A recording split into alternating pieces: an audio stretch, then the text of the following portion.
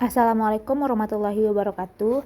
Saya Mutiara Evelyn Guci dengan NIM 240422005, mahasiswa Universitas Negeri Padang dengan program studi Ilmu Administrasi Negara.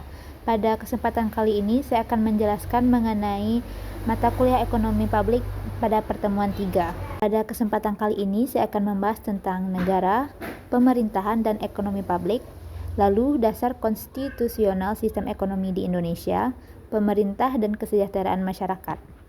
Di sini saya akan menjelaskan mengenai negara. Negara merupakan organisasi dalam suatu wilayah yang mempunyai kekuasaan tertinggi yang sah dan ditaati oleh rakyat. Lalu, sekelompok sosial yang menduduki wilayah atau daerah tertentu yang diorganisasi di bawah lembaga politik dan pemerintahan yang efektif. Mempunyai kesatuan politik, berdaulat, sehingga berhak menentukan tujuan nasionalnya seperti kepentingan negara lebih penting daripada kepentingan perorangan. Selanjutnya, penjelasan mengenai pemerintah. Pemerintah merupakan sistem yang menjalankan wewenang dan kekuasaan yang mengatur kehidupan sosial, ekonomi, dan politik suatu negara atau bagian-bagiannya. Pemerintah juga merupakan sekelompok orang yang secara bersama-sama memikul tanggung jawab terbatas untuk menggunakan kekuasaan. Pemerintah merupakan pengusaha suatu negara. Misalkan, pemerintah disebut juga sebagai pengemudi negara. Negara memerlukan pemerintahan yang kuat dan bijaksana. Pemerintah juga merupakan badan tertinggi yang memerintah suatu negara. Contohnya seperti kabinet yang merupakan suatu pemerintah. Lalu juga beberapa anggota DPR yang meminta supaya agar menyerahkan rancangan undang-undang itu ke DPR juga merupakan suatu pemerintahan. Lalu, negara atau negeri sebagai lawan partikel atau swasta. Baik sekolah maupun partikel harus dibangun juga tingkat. Lalu pada UU nomor 232 tahun 2004 menjabarkan pembagian wewenang antara pemerintah pusat dan pemerintahan daerah. Lalu apa itu ekonomi publik? Ekonomi publik merupakan cabang ilmu ekonomi yang menelaah urusan publik, urusan umum, urusan banyak orang, urusan masyarakat, urusan pemerintah atau urusan negara. Ilmu ekonomi yang menelaah masalah-masalah ekonomi khalayak ramai atau publik atau masyarakat atau pemerintah dan bisa juga negara seperti kebijakan subsidi, kebijakan pajak, regulasi atau deregulasi, nasionalisasi, privatisasi, sistem jaminan sosial, ketahanan pangan, kebijakan teknologi, pertahanan dan keamanan, pendidikan, kesehatan dan sebagainya. Selanjutnya, sistem ekonomi. Sistem ekonomi merupakan interaksi ekonomiar antar individu, kelompok atau organisasi atau lembaga untuk mencapai kemakmuran. Masalah dasar sistem ekonomi berupa masalah produksi, distribusi, dan konsumsi. Dan bisa kita telah melalui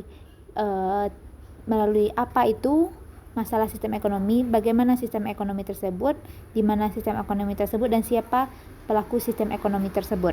Dan di sini saya akan menjelaskan mengenai contoh sistem ekonomi di dunia. Ada sistem ekonomi liberal, ada sistem ekonomi komunis, sistem ekonomi Pancasila. Kalau di Indonesia merupakan sistem ekonomi Pancasila dan Undang-Undang Dasar 1945 beserta undang-undang. Lalu 3 contoh sistem ekonomi di lainnya yaitu ada swasta, negara, dan koperasi. Lalu apa dasar konstitusional ekonomi di Indonesia?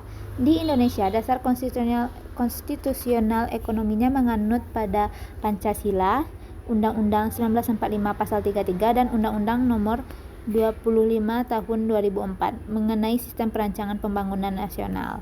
Pada Undang-Undang Dasar 1945 Pasal 33, perekonomian atas asas kebersamaan dan kekeluargaan, lalu cabang produksi yang penting dikuasai negara, bumi, air, dan kekayaan alam dikuasai negara untuk kemakmuran rakyat, serta perekonomian nasional berdasarkan demokrasi, ekonomi, dan prinsip-prinsip dalam menjaga keseimbangan, kemajuan, dan kesatuan ekonomi nasional.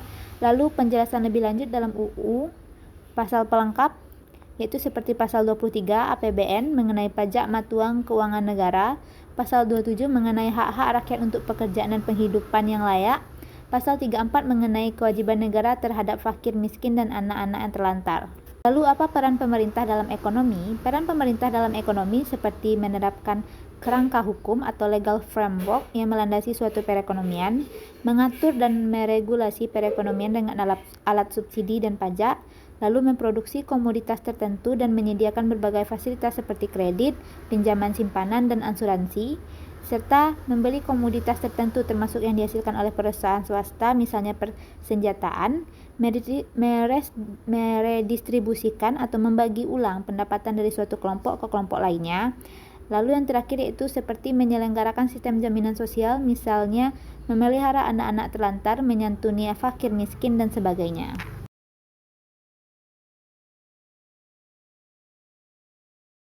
Oke, di sini masih tentang peran pemerintah dalam perekonomian, yaitu peran pemerintah dalam mempengaruhi dan menentukan harga komoditas publik seperti harga BBM dan harga beras. Lalu peran pemerintah juga sebagai produsen dan konsumen komoditas tertentu.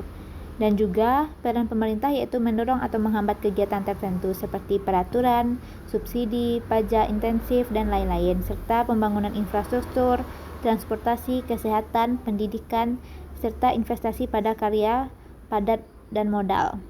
Lalu, peran pemerintah juga meredistribusikan pendapatan masyarakat atau transfer payment. Yang terakhir, pemerintahan dan kesejahteraan publik. Pemerintahan dan kesejahteraan publik mempengaruhi pemanfaatan sumber daya nasional secara efisien dan efektif, seperti bidang usaha yang perlu dilindungi, bidang usaha yang perlu dibantu, bidang usaha yang perlu didorong, dan bidang usaha yang perlu dilarang. Lalu pengaturan ekonomi nasional, yaitu bidang usaha yang dapat dilakukan oleh asing, badan usaha yang dapat dilakukan oleh UMKM dan koperasi, serta bidang usaha yang dapat dilakukan oleh asing dan BUMN, lalu bidang usaha yang harus ada kemitraan dengan usaha lokal BUMN, koperasi, dan lain-lain. Lalu, pemerintah dan kesejahteraan publik melakukan pengawasan penggunaan sumber daya ekonomi nasional supaya dapat dimanfaatkan untuk kesejahteraan masyarakat secara efisien dan efektif, seperti badan usaha yang harus dikurangi dan badan usaha yang harus di-stop. Hanya sekian yang dapat saya sampaikan mengenai materi mata kuliah ekonomi publik pada pertemuan 3 ini. Mohon maaf apabila ada salah kata dan kurangnya penyampaian atas materi ini, saya mohon maaf. Wabillahi taufiq wal hidayah. Assalamualaikum warahmatullahi wabarakatuh.